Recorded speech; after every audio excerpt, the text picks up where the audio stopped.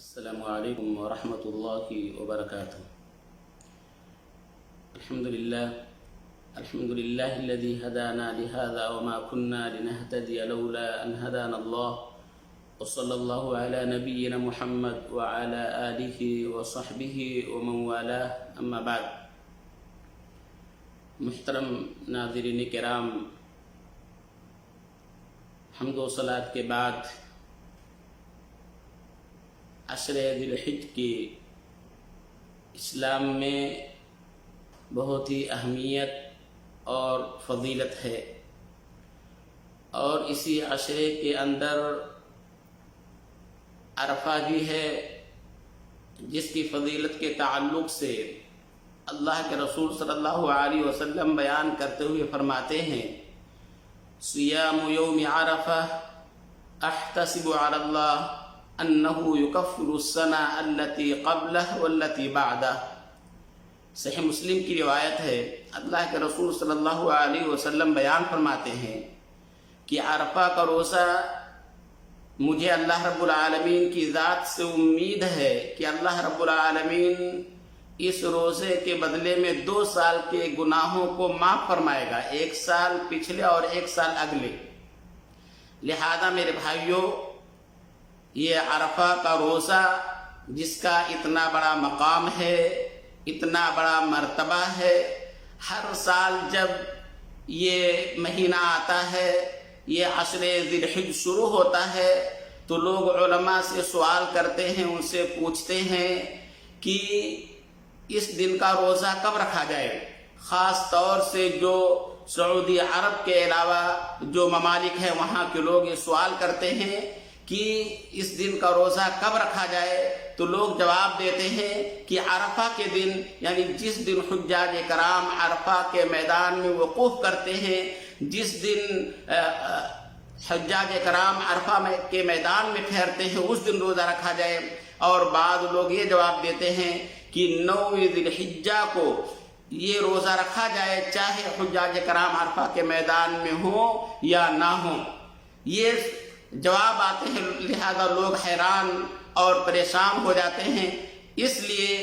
اس مسئلے کے تعلق سے صحیح اور درست اور راجح بات یہ ہے، جیسا کہ شیخ ابن حسین رحم اللہ علیہ نے اور دیگر علماء نے اس کی تاکید کی ہے، اور اس بات کو کہا ہے کہ ہر ملک اپنی رویت کے اعتبار سے وہاں پر جو 9ویں تاریخ ہے، 9ویں ذی الحجہ جو ہے، 9ویں ذی الحجہ کو روزہ رکھا جائے۔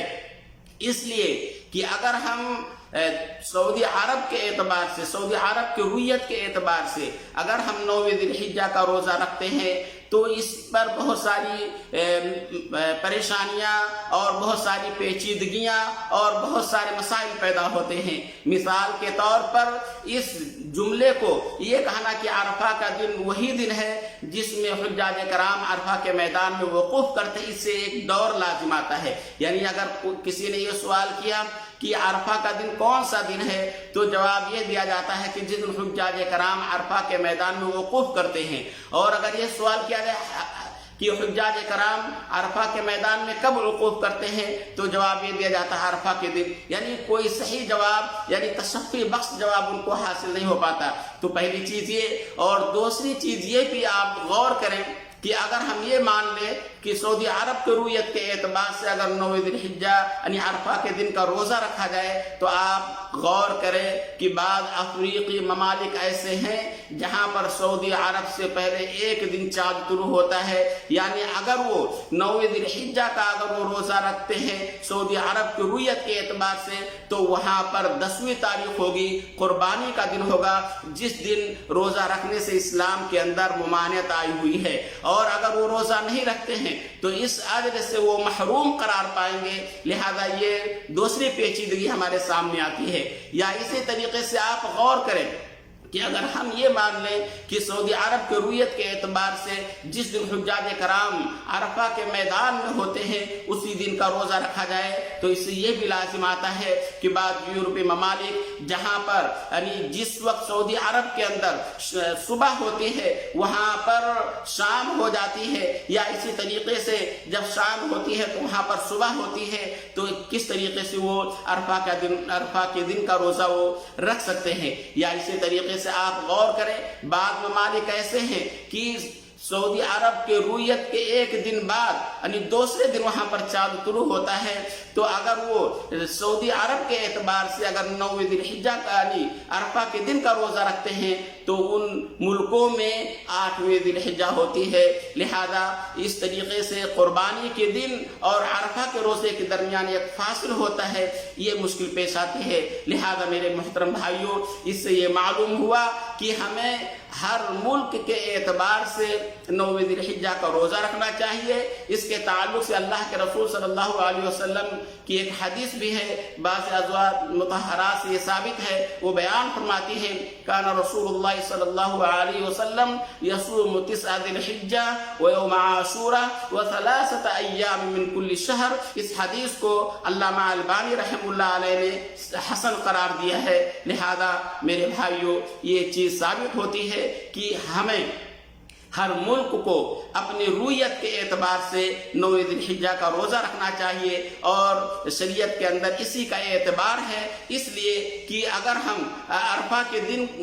روزہ رکھنے کے تعلق سے اگر ہم سعودی عرب کے رویت کا اعتبار کرتے ہیں تو بہت ساری چیزوں کے اندر تعارف پیش آتا ہے